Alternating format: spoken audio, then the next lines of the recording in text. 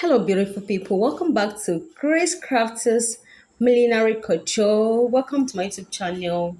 All right, this scarf was inspired by Alo Ruby. She said she got inspired to make that design with the leftover fabric, but I was inspired by how to make this hair scarf because I really love it. All right, now you need your trimming ball, your trimming and your satin.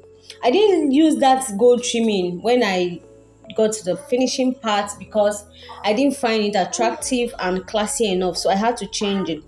So my satin is 40 by 40, or you can use 35 by 35. All right, and then you take it to your machine, you fold in the way she described. I don't know if you watch her own video, but if you didn't watch it, go and check it out. Search for Allure by Ruby on YouTube, and then you see her own tutorial, and then compare with mine.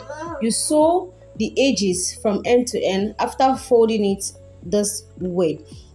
Then let's go and sew it now. All right, here I was done sewing it already, and I was ironing it so it to come out beautiful and neat and smooth. All right, so it's a beautiful new scarf, not yet trending, but I believe it will. Now you need your fringes to use and cover the edges to give it the beautiful Arabian design, because that was what she said she was designing. Arabian design, right? This is lovely.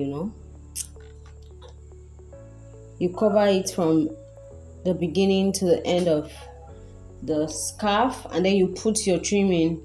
I love this trimming because it gives the scarf a unique look and make it look classy, not like the other one I wanted to use. It would have been also fine, but I didn't want to use that. I want to use something more different and more finer than the other one. So watch. I hope you try this out. Let's see how it comes out. Allure by Ruby, assignment submitted. Come and mark me. Bye.